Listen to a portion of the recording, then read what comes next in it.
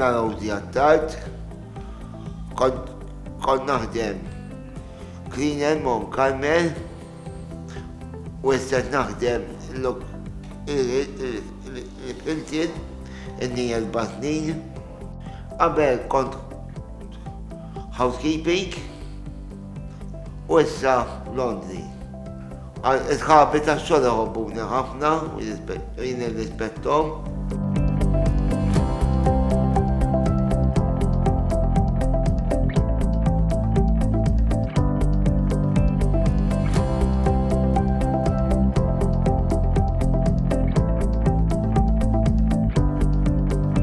Jiena innina fil-Rosie dawn l-aħħar 5 snin. Bħala persuna Rosie hija intelligenti ħafna. Meta nispjegawla xi xogħol xi trid tagħmel dejjem tifhimna u tobdi. Tanti responsabbli li anke jekk inbidlula xi ġurnata jew il-ħin ma jkunx l-istess fis tgħidilna biex inċemplu l-ħom biex huma dejjem ikunu segwiti fuqha u tkun dejjem tkun taf li meta ħierġa mix-xogħol u dieħla mix-xogħol. Vera persuna edukata u puntwali. Ili naħdem ma' Rosie dawn l-aħħar sentej.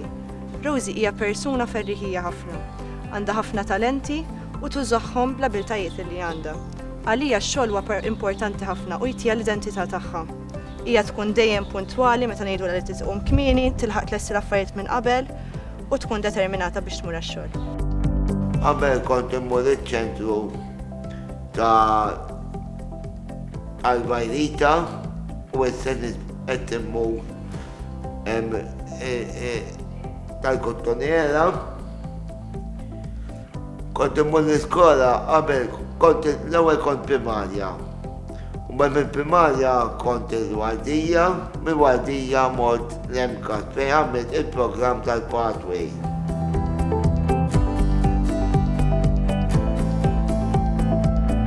I met Rosie 3 years ago and she's a resident in our home. Rosie as a person is wonderful and it's my pleasure actually to know her.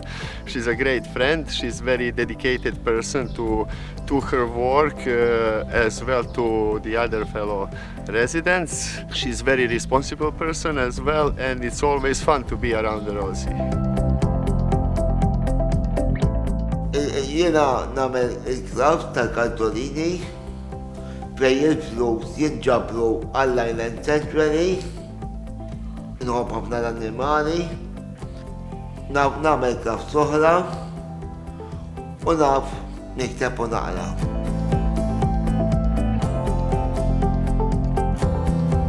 What impressed me most about Rosie is her dedication and love for animals. So she's doing different activities or everything in order to help animal sanctuary, and that is really, really impressive.